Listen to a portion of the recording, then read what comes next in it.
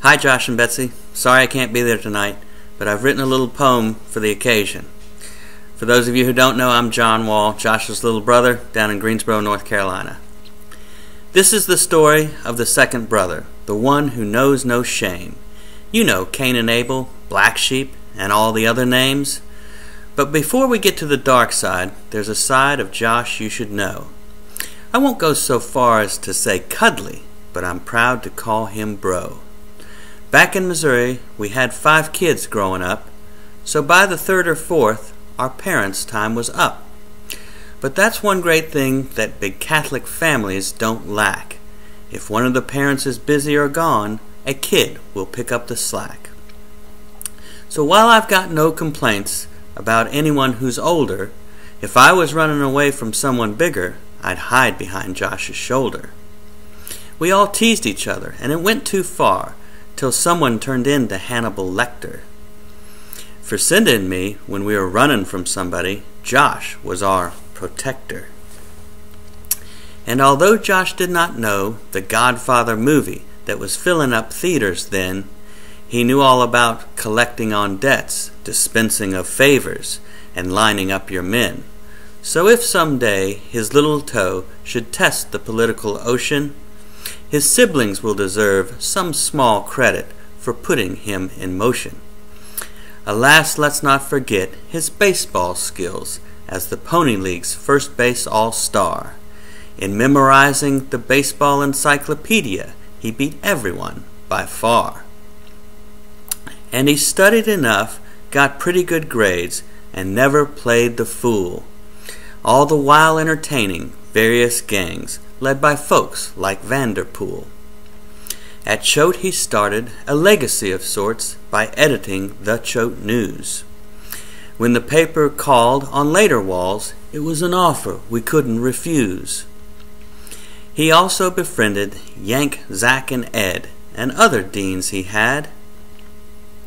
Crow and I sometimes still can't decide whether that was good or bad.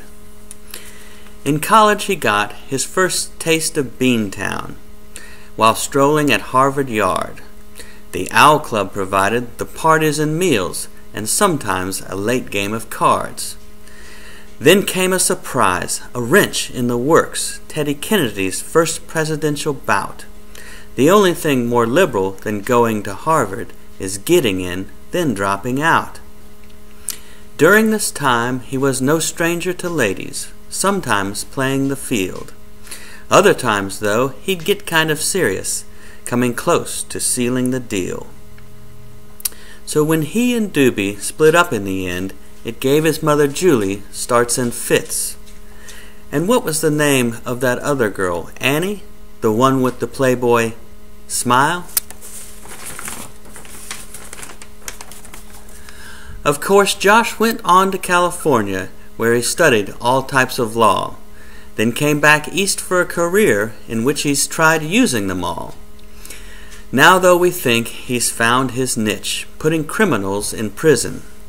It sure beats the heck out of corporate securities, mergers, and acquisitions. Along the way he met Betsy, who he courted 6 weeks before announcing the wedding. It didn't take long to figure out after that where this happy couple was heading. First came daughter Catherine, a vociferous reader, the fairest girl in the land. Then came Mini Josh, Charlie, the Cardinals and Red Sox best fan. I've told you a little about Josh, where he's been and what he's done. But what of his personality or temperament? Well, that's a sticky one. Not really, I mean. We all have a side. We'd rather that others weren't judging. Let's just say I don't doubt that in a few years he'll be known as an old curmudgeon. All joking aside, Josh is my brother, and I think he's a really great guy. I don't know where I'd be if he wasn't around, at least in spirit, there by my side. He's a contrast indeed, a prosecutor of the year, putting bad guys away without pauses. But beyond that exterior, he's kinda soft and likes an array of liberal causes. Now I've got to close up, but I want you to know that I wish that I could be there. But I know that your boat, on the Charles all afloat, must burn more than just southern hot air.